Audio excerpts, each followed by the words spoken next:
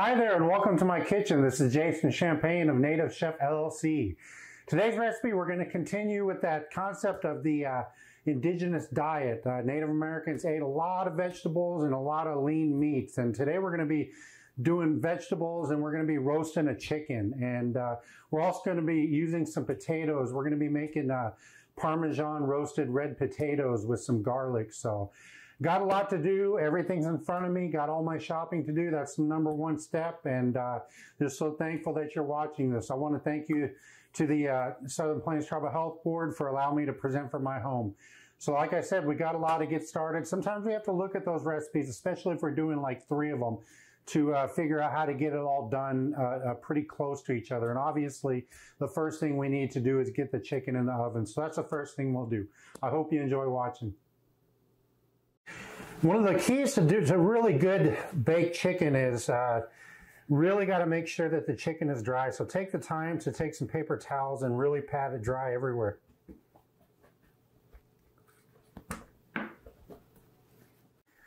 And then what we'll do is we'll take a piece of butcher twine and we'll tie the legs together on top here.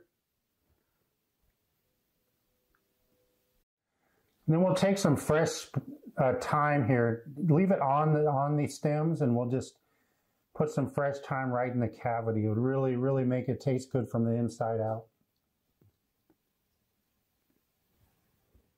And then we'll tuck these wing end pieces underneath the backside here. And this one's missing a tip, but if you can't get it, that's okay. But try your best to tuck those underneath there. Now we'll make a mix of our seasonings here. So I got some salt and black pepper. I'm gonna mix those together here. And then we're gonna add some oregano, dried oregano, some dried basil, and some onion powder and garlic powder. And just wanna make a quick mix with this. And to avoid contamination, cross-contamination, what I'm gonna do is I'm gonna add some oil, and I'm only gonna use this hand to handle the chicken from here on out.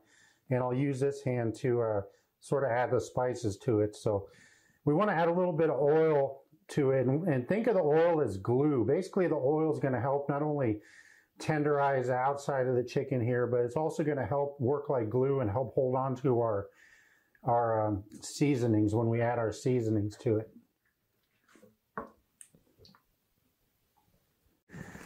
And now we'll season our chicken everywhere. Try to get the seasoning about every single area on the chicken.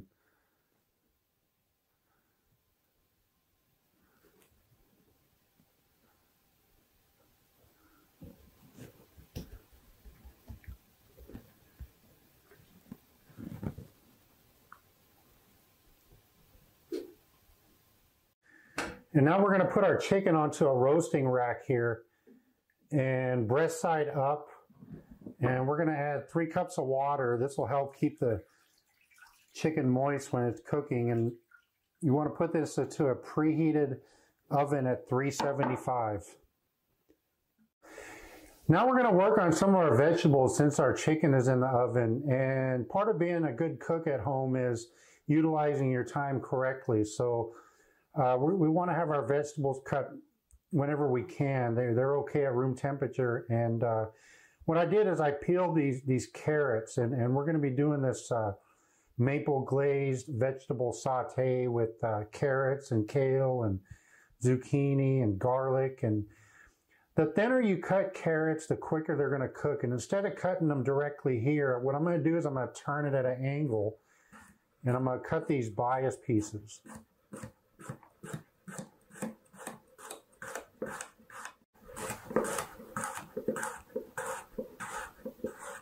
Next up, we'll cut up a bell pepper and take the time to get that inner piece out and all these seeds and middle part. Now I'm going to take the ends off here and then partially cut some of that inner pulp out. And then all we want to do is we just want to cut these into about 1 to 1.5 inch strips.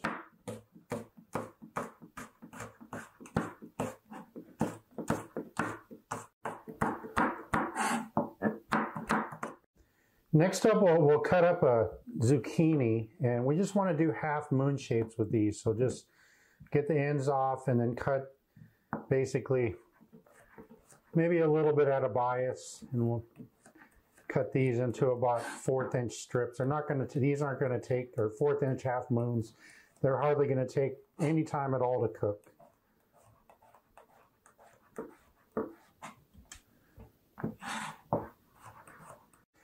Now we'll cut up some fresh kale, and you want to get rid of this stem here. So all you do is you just grab it and you pull down and kind of pull it right off of that stem. So first we want to remove the stem, just like that.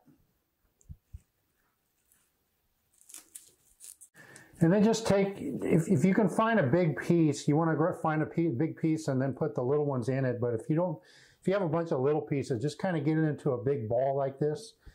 And then all we're going to do is we're just going to cross cut this into strips. Again, just like zucchini, it's going to cook very, very quickly. Next up, we'll mince some garlic, and I'm just very carefully not cutting all the way to the end, but cutting in enough where I can get some cuts through it. And then I'm going to cross chop it this way. And we want to finely mince this garlic.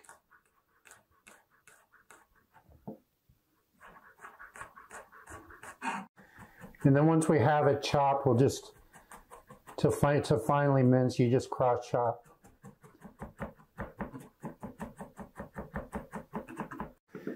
And then we'll cut up some fresh parsley, and this will be used as a garnish.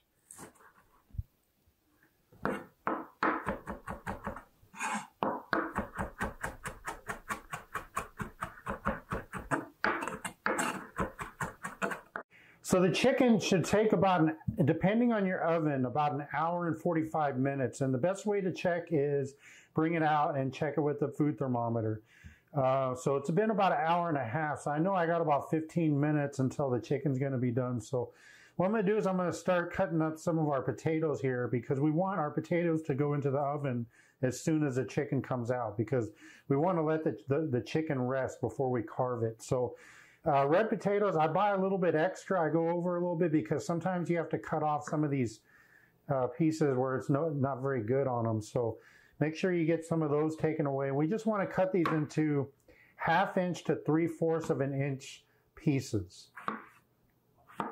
They don't have to be exact, but we don't want gigantic pieces and small pieces, because one will cook and the other one won't be done yet.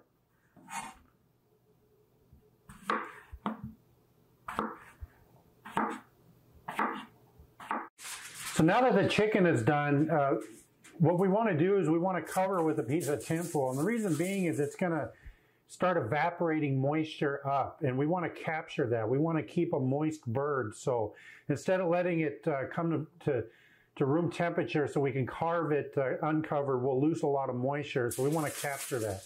And we want to let this rest for about 40 to 45 minutes before we carve it. And the reason is that we want to let the juices settle, and the juices will settle back into the bird, and it'll be much easier to handle when we're carving. So we'll just partially cover it with a piece of tinfoil. And just like the chicken here, the key to roasting really good potatoes is make sure they're dry. So after I cut them, you want to rinse off your potatoes. And then what I did is I took some paper towels and I just made sure that they were really dry. So again, I'm going to add a little bit of oil, and the oil is going to help not only make them nice and golden color, but it's going to act like the glue that's going to hold on to our seasoning. So I got some salt here. I'm going to add some salt, pepper, and garlic. And we're going to add some Parmesan cheese. And we're going to really, really mix this well.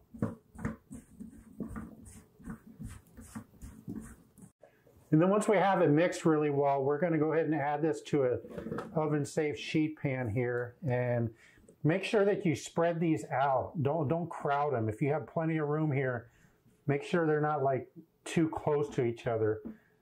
And we're going to, I increased the temperature on the oven there as soon as I took the chicken out to 400.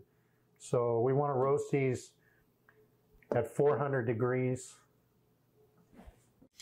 So in carving this, all we needed to do is we need to cut into the breast here and then break through this breast. Pretty easy. Hopefully you have a long enough knife to do that.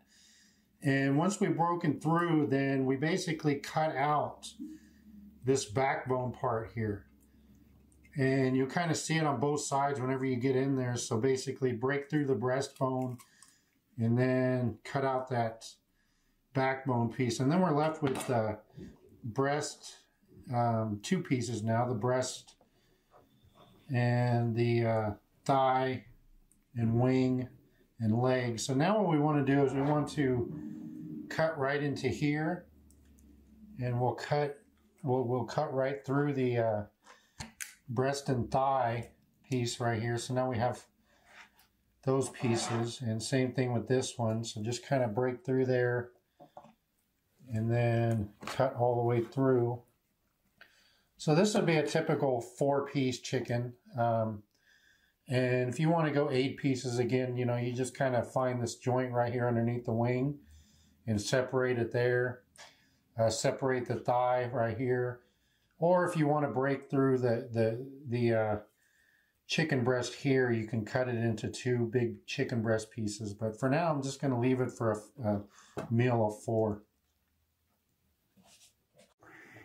So what I did is I turned the oven down to 180, and after carving the chicken, we want to keep it warm for us. So that your oven's an awesome way to hold things until we actually need them. So now that the potatoes are done, we're going to let them rest on the sheet pan here. And the last thing we want to do is we want to start cooking our maple vegetable dish. So that's what we'll start working on while these are cooling. Okay, we're going to start our vegetable saute, and one of the best things you need to know about this is that you want to cook these vegetables in order of how they need to be cooked from first to last. And like I talked about when the knife cuts, is the zucchini and squash and kale aren't going to take very long to cook at all. So, but the carrots need longer to cook. So what we'll do is we'll add some oil to our pan here, get it over around a little bit, and we want to start our carrots first. So we'll add our carrots, and then we're going to put our bell peppers right on top. And we're going to cover this, and we're going to cook for about 3 minutes. Now what we want to do is we want to add our zucchini and our garlic. And we're going to give this a quick stir. And we're going to cover it again for another 2 minutes.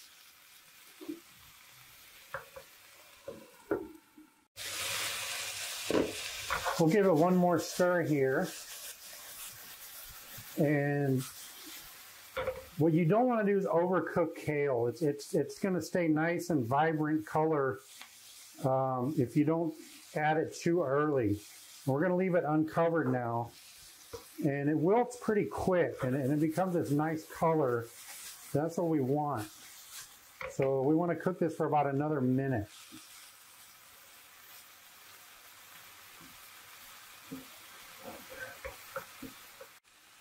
And as you can see, that kale became a really nice, vibrant, bright green color. And this is when we want to add some of our maple syrup. And if you want to add salt and pepper, you do it now. I think there's enough sodium in the potatoes and chicken that we don't really need it in this dish. But now we'll just give it one more quick toss and we'll plate.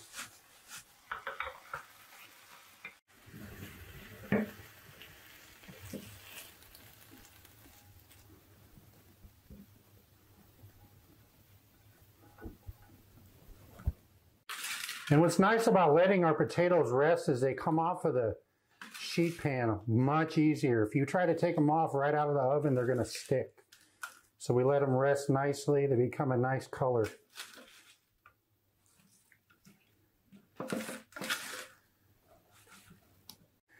And then we can just add a little bit of that fresh parsley that we chopped up for a garnish right on top of the potatoes. Give them a really nice color. Had a great time cooking today. I sure hope you enjoyed watching. Again, it's all about timing. One of the biggest things I could tell you is try to utilize that oven. Use it at 180. It goes down even might to 170. When you get something done, like the chicken was carved, put it in the oven and it'll wait on you. Same thing with the potatoes. If you want to get those done, hold them in your oven. Professional catering kitchens, that's what they do. They finish food ahead of time and they put it in the holding oven. And you have one of those at home. Make sure you don't overcook the vegetables. People eat with their eyes, use a lot of colors. There's so many important nutrients and vitamins and minerals in this. It's incredible. So this was for about a meal of 4 to 6. Again, if you want to make it for 6 people, then I would suggest cutting the breasts in half, right down the middle. And if you want to feed 8 people, if you have a few kids, you know, separate the thigh from the leg. The potatoes, always make sure to let them rest good because they'll come off of that. They'll come off of the sheet pan much easier if they're rested. So had a great time. I'm going to enjoy a little bit of food here. I'm going to share some with my family. Thank you so much for watching again. Until I see you in the next video, stay safe, stay well, eat well, and always remember to have fun in the kitchen.